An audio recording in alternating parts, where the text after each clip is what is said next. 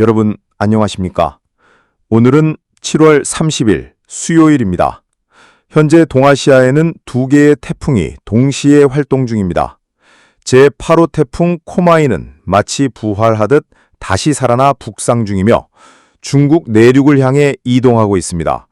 한편 제9호 태풍 크로사는 일본을 향해 접근 중이며 점점 강해지고 있습니다. 한국에는 이 두 태풍 사이에 강력한 고기압이 자리 잡으면서 지속적인 열돔 현상이 발생해 극심한 더위가 이어지고 있습니다. 비공식 관측 기준으로는 기온이 40도를 넘는 지역도 계속 나타나고 있으며 전국 대부분 지역에서는 밤에도 기온이 내려가지 않는 극한 열대야가 지속돼 많은 시민들이 더위에 잠 못 이루고 있습니다. 그렇다면 이번 폭염은 언제까지 계속될까요? 그리고 두 개의 태풍은 어떤 경로로 이동하게 될까요? 지금부터 자세한 내용을 전해드리겠습니다. 현재 동아시아에는 두 개의 태풍이 형성되어 있습니다. 제8호 태풍 코마이는 열대적 기압에서 다시 태풍으로 강화되었고 제9호 태풍 크로사는 일본을 향해 북상 중입니다. 한국 상공에 형성된 강력한 고기압에 막혀 두 태풍함 각각 동쪽과 서쪽으로 갈라져 이동하고 있습니다. 태풍 코마이는 중국 동부 해안에 상륙한 뒤 상하이를 지나갈 것으로 보이며 태풍 크로사는 일본 도쿄를 향해 접근하거나 상륙할 가능성이 있습니다. 7월 29일 화요일 경기도 광주의 퇴촌 지역에서는 비공식 기준으로 무려 40.4도까지 기온이 치솟은 것으로 나타났습니다. 이처럼 40도를 넘는 폭염은 며칠째 이어지고 있으며 이날 전국 대부분 지역에서도 35도를 넘는 고온이 관측됐습니다. 무더위는 아직 끝나지 않았습니다.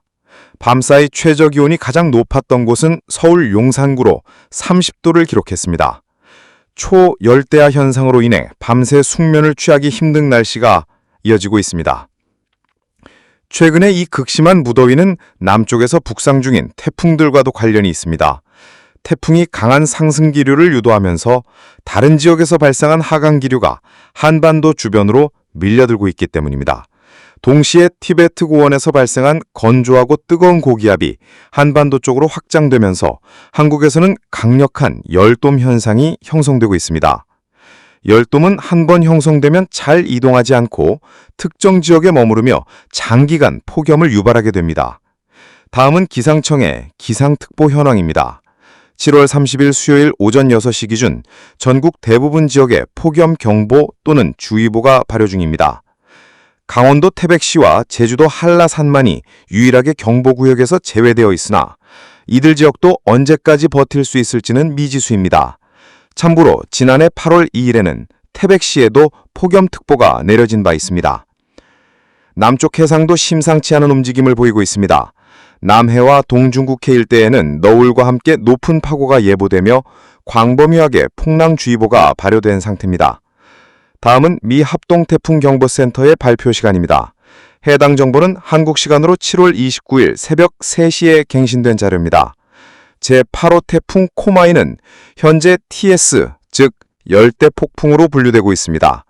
제9호 태풍 크로사 역시 TS 단계입니다. 어제까지만 해도 두 태풍 모두 타이푼 단계로 분류되었는데 현재는 한 단계 낮은 열대폭풍으로 하향 조정되었습니다. 태풍과 폭풍은 비슷하게 들릴 수 있지만 분류 기준과 단계는 서로 다릅니다. 한국 기상청인 KMA는 일반적으로 열대적 기압에서 시작해 태풍으로 통합 분류하지만 국제적으로는 보다 세분화하여 TD, 열대적 기압, TS, 열대폭풍, STS, 강한 열대폭풍, 타이푼, 태풍으로 나뉩니다. 즉 모든 타이푼은 폭풍이지만 모든 폭풍이 타이푼 단계는 아닙니다. 현재 제9호 태풍 크로사는 초속 15m 이상의 강풍 반경이 1000km를 넘는 대형 태풍으로 분류됩니다. 하지만 태풍의 크기가 강도를 의미하는 것은 아닙니다. 크로사는 현재 강도 2등급으로 평가되며 눈은 아직 뚜렷하게 형성되지 않았습니다. 일반적으로 중심 최대 풍속이 초속 50m를 넘는 3등급 이상의 태풍에서만 태풍의 눈이 명확히 나타납니다. 예를 들어 지난해 제11호 태풍 키로는 중심 풍속이 추속 70m에 달해 국제분류상 카테고리 5의 슈퍼 태풍으로 견주되었으며 뚜렷한 태풍의 눈을 유지한 채 이동한 바 있습니다. 반면 제8호 태풍 코마이는 구조가 덜 발달하고 조직력도 낮지만 여전히 1등급 태풍으로 분류되며 강한 바람과 많은 비를 동반해 중국 내륙을 향해 이동 중입니다. 7월 29일 정오 미준, 코마이는 이미 동중국해에 진입했고 다음 날인 7월 31일 중국 동부 해안에 상륙할 것으로 예상됩니다. 한편 제9호 태풍 크로사는 현재 일본 오가사와라 제도 인근 해상에 위치해 있습니다. 북쪽에 위치한 강력한 고기압이 이동 경로를 막고 있어 당분간 정체 상태를 유지할 것으로 보이며 상층 기류가 바뀌어야만 이동이 재개될 수 있습니다. 태풍의 이동 경로는 상층 바람에 따라 결정됩니다. 일반적으로 태풍은 서에서 동으로 부는 편서풍과 북태평양 고기압의 시계 방향 가장자리를 따라 이동합니다. 하지만 여름철에는 이 편서풍이 북쪽으로 치우치기 때문에 북태평양 고기압의 영향력이 더 커집니다. 현재 예상으로는 크로사가 도쿄 지역에 영향을 줄 가능성이 있습니다. 고기압의 세력 확장 범위에 따라 도쿄에 근접하거나 직접 상륙할 가능성도 배제할 수 없습니다. 다음은 제8호 태풍 코마이의 이동 경로에 대한 정보입니다. 동아시아 해상에서 매우 드문 현상이 관측됐는데 바로 태풍의 부활입니다. 코마이는 필리핀 루손섬 북쪽에서 처음 발생해 북동쪽으로 이동하다가 오키나와 근처에서 약화되어 열대저기압으로 바뀌었습니다. 보통 이 정도로 약해지면 소멸하는데 이번에는 달랐습니다. 열대저기압으로 약화된 뒤 코마이는 다시 태풍으로 재생됐습니다. 이런 경우는 매우 드물며 실제로 7년 만에 처음 있는 일입니다. 가장 최근의 유사 사례는 2018년 제28도 태풍 마니입니다. 이 태풍도 비슷하게 다시 강화되어 중국 동부 해안에 상륙했고 해안을 따라 북쪽으로 이동한 바 있습니다. 이번 코마이의 경로도 마니와 상당히 흡사합니다. 마니의 재생은 2018년 11월 29일 오전 9시에 확인되었으며 당시 중심 풍속이 초속 18m로 태풍 재분류 기준을 충족했습니다. 하지만 불과 6시간 뒤 오후 3시에 급속히 약화되어 사라졌습니다. 그에 비하면 코마이는 훨씬 강한 생명력을 보여주고 있습니다. 코마이는 재생 이후 중국 내륙에 상륙한 뿐만 아니라 지금도 산둥반도 인근까지 북상 중이며 세력을 유지하고 있습니다.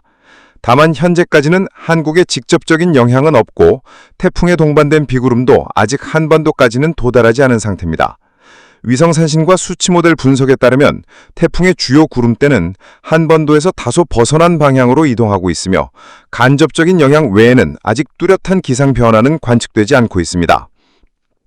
한편 미국의 GFS 모델과 독일의 아이콘 모델을 비교 분석해보면 제8호 태풍 코마이의 등압선이 중국 연안을 따라 형성되어 있는 것이 확인됩니다. 일부 지역에서는 이미 열대저기압 또는 온대저기압으로 약화된 것으로 보입니다.